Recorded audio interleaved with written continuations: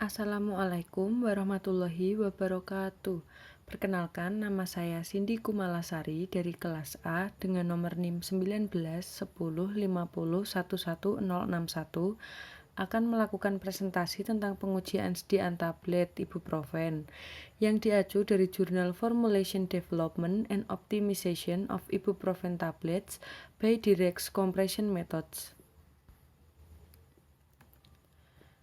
Ibuprofen adalah non-steroid anti-inflammatory drugs atau obat antiinflamasi non-steroid yang umum digunakan. Ibuprofen dosis rendah sama efektifnya dengan aspirin dan paracetamol untuk indikasi yang biasanya diobati dengan obat yang dijual bebas atau obat OTC. Ibuprofen digunakan sebagai analgesik atau penghilang rasa sakit, agen antiinflamasi untuk mengurangi peradangan, dan agen antipiretik untuk menurunkan demam. Ibuprofen digunakan dalam pengobatan nyeri ringan sampai sedang yang berhubungan dengan dismenore atau nyeri haid, sakit kepala, migrain, pasca operasi dan dalam pengelolaan dari spondylitis, osteoartritis, rheumatoid arthritis, dan gangguan jaringan lunak. In order to obtain best or an optimized product, 9 different formulations were generated using factorial design. Untuk mendapatkan formulasi yang terbaik atau produk yang optimal, telah dibuat 9 formulasi yang berbeda. Ke-9 formulasi tersebut dapat dilihat pada tabel nomor 1, yaitu Composition of Ibuprofen 200 mg tablet dengan batch kode F1 sampai dengan F9. Perbedaan letak formulasi berada pada penambahan eksipien, yaitu Avisel pH 101, magnesium stearat, dan crosspovidone yang masing-masing dapat dilihat pada tabel. Pengujian sediaan tablet ibuprofen pada ke-9 formulasi tadi dilakukan dengan 7 tahap pengujian sebagai berikut. Yang pertama adalah weight variation atau keseragaman bobot. Yang kedua adalah thickness, length, and width measurement atau pengukuran ketebalan, panjang, dan lebar. Yang ketiga adalah hardness atau uji kekerasan. Yang keempat, friability atau uji kerapuhan. Yang kelima, disintegration atau uji waktu hancur. Yang keenam, dissolution atau uji disolusi. Dan yang terakhir, nomor 7 adalah pharmaceutical assay atau uji kadar farmasi. Pengujian yang pertama adalah weight variation atau keseragaman bobot. Berat tablet rata-rata ditentukan dengan menimbang 20 tablet satu persatu dari masing-masing formulasi menggunakan timbangan analitik, lalu didapatkan simpangan defisiasinya.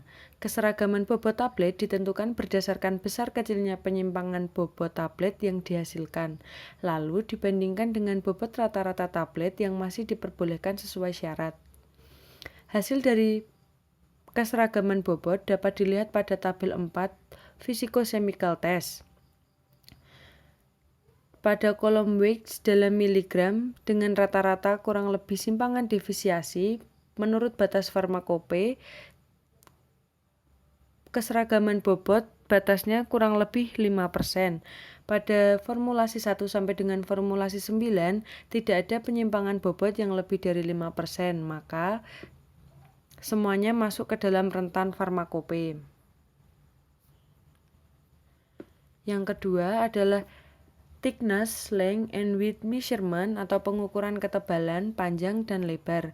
Keseragaman bobot yang ditetapkan pada bentuk sediaan dilakukan dengan mengambil 20 tablet dari masing-masing formulasi, lalu ketebalan, panjang, dan lebarnya ditentukan secara individual dengan jangka sorong.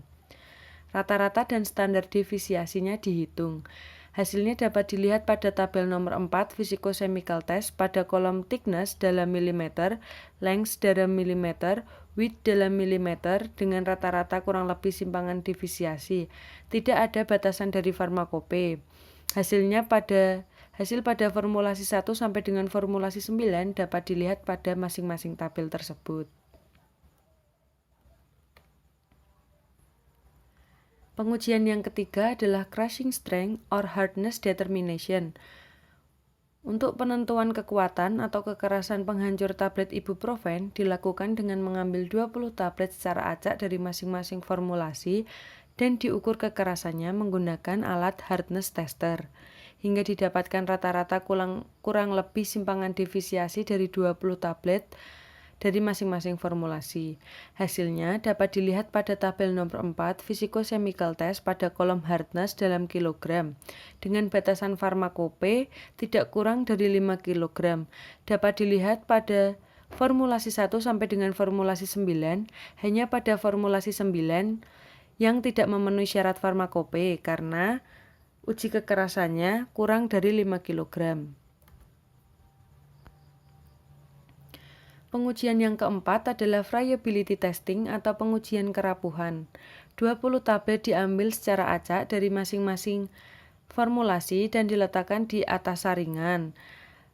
Debu yang menempel dari tablet dihilangkan dengan bantuan tekanan udara atau sikat lembut. Tablet yang sudah bersih dari debu lepas ditimbang secara akurat dan diletakkan di friabilator. Ditentukan jumlah rotasi alat yaitu 100 rotasi per 4 menit. Debu yang menempel setelah pengujian dihilangkan lalu ditimbang. Penurunan berat tablet menunjukkan kemampuan tablet untuk menahan pengujian beban mekanik. Hasil dari friability testing dapat dilihat pada tabel 5 physicochemical test pada kolom persen friability.